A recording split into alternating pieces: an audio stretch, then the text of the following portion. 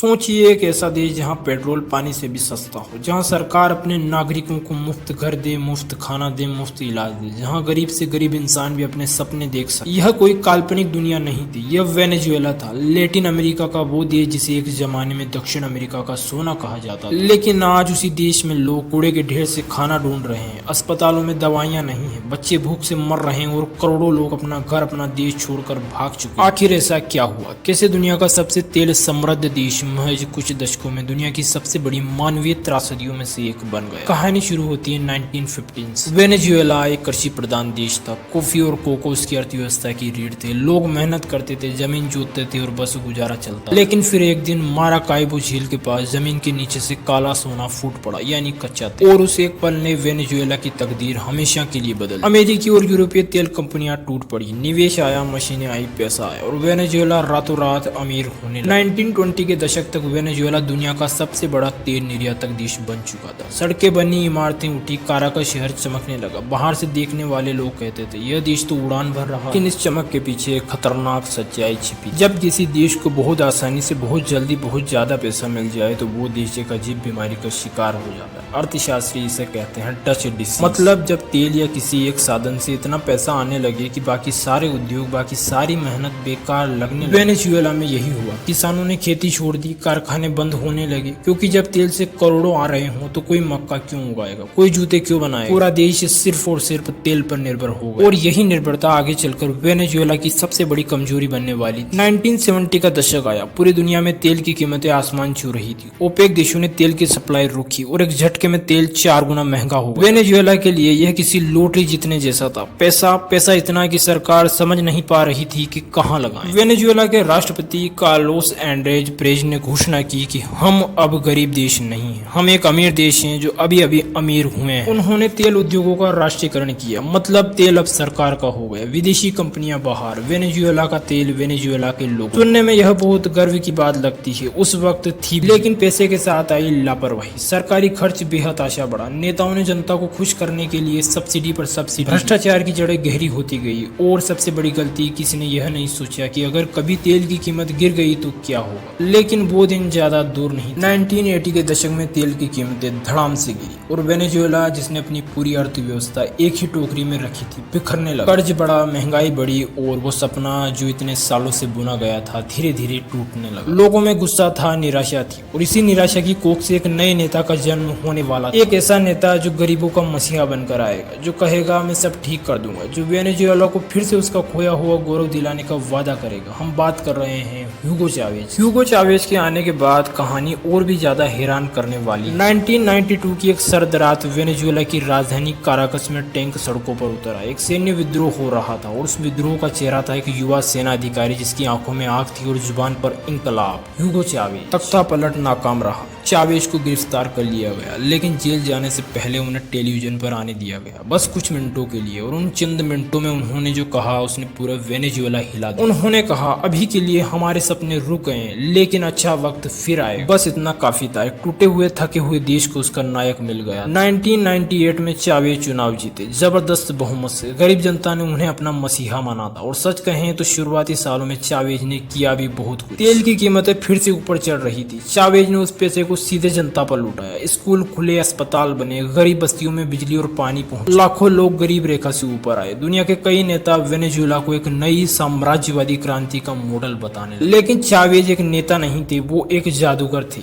और हर जादूगर की तरह उनका जादू भी असलियत छिपाता था। उन्होंने निजी कंपनियां जब्त की, खेत, कारखाने, बैंक सब सरकार के हाथ में। विदेशी निवेशक डर गए और भाग गए। जो लोग देश चलाना जानते थे, इंजीनियर्स, डॉक्टर, बिजनेसमैन, वो धीरे धीरे वेनेजुएला छोड़ने लगे। और पीडीवीएस है, यानी वेनेजुएला की सरकारी तेल कंपनी, जो कभी दुनिया की सबसे कुशल तेल कंपनियों में से एक थी, उसे चावेज ने अपने राजनीतिक लोगों से भर दिया। तेल निकलना कम हुआ, भाषण ज्यादा, उत्पादन गिरने लगा, लेकिन तेल की कीमतें ऊंची थी, इसलिए किसी ने ध्यान नहीं। यह एक टाइम बम था जिसकी टिक टिक किसी को सुनाई नहीं दे रही। 2013 में ह्यूगो चावेज कैंसर से चल बसे। उनके बाद सत्ता में आए निकोलस मादुरो, एक बस ड्राइवर से नेता बने मादुरो, जिनके पास न चावेज का करिश्मा था न चावेज जितनी चालाकी। और फिर 2015 में वो हुआ जिसका डर था। तेल की कीमतें गिर गई, आधी और फिर एक देश जो 95% विदेशी मुद्रा सिर्फ तेल से कमाता था, उसकी कमर टूट। निकोलस मादुरो के पास कोई प्लान नहीं था, कोई बैकअप नहीं था। उन्होंने वही किया जो घबराए हुए नेता करते, पैसा छापा, खूब छापा, बेहताशा छापा। और जब कोई देश जरूरत से ज्यादा पैसा छापता है तो उस पैसे की कीमत खत्म हो जाती है। वेनेजुएला में हाइपर इन्फ्लेशन आई, एक ऐसी महंगाई जो इंसानी समझ से परे थी। एक वक्त ऐसा आया जब 1 किलो आलू खरीदने के लिए थैले भर भर कर नोट ले जाने पड़ते। लोग नोटों से पर्स और टोकरियां बुनने लगे क्योंकि कागज के रूप में उनकी कीमत नोट के रूप में उनकी कीमत से ज्यादा। सुपरमार्केट खाली हो गए, दवाइयां गायब हो गई, बिजली जाने लगी, कभी कभी पूरे दिन के लिए। अस्पतालों में मरीज ऑपरेशन टेबल पर मर रहे थे क्योंकि जनरेटर का ईंधन नहीं, और जनता भाग रही। 2015 से लेकर आज तक 75 लाख से ज्यादा लोग वेनेजुएला छोड़ चुके। ये दुनिया का सबसे बड़ा शरणार्थी संकट है जो किसी युद्ध की वजह से नहीं बल्कि एक देश की गलत नीतियों की वजह से पैदा हो। पैदल चलकर, पहाड़ों को पार करके, भूखे प्यासे, बच्चों को गोद में उठाकर, बस एक उम्मीद लेकर कि जहाँ भी जाएंगे वेनेजुएला से बेहतर होगा। तो आखिर इस पूरी कहानी का सबक क्या? यह सिर्फ वेनेजुएला की कहानी नहीं है, यह उन तमाम देशों की कहानी है जो एक ही चीज पर टिक जाते हैं, जो आज की दौलत में कल की तैयारी भूल जाते हैं, जो नेताओं के वादों को सच मान लेते हैं, जो यह नहीं समझते हैं कि कोई भी संसाधन, चाहे तेल हो, सोना हो या हीरा, तब तक वरदान है जब तक आप उसे समझदारी से इस्तेमाल, वरना वही संसाधन सबसे बड़ा अभिशाप बन जाता है। वेनेजुएला के पास सबसे ज्यादा तेल था, लेकिन उसके पास वो एक चीज नहीं थी जो सबसे जरूरी होती है, दूरदर्शी। और भारत जैसे देश के लिए तो यह कहानी और भी ज्यादा इम्पोर्टेंट हो जाती, क्योंकि यहाँ पर आज भी बहुत ज्यादा मुफ्त की रेवड़ियां बट रही हैं।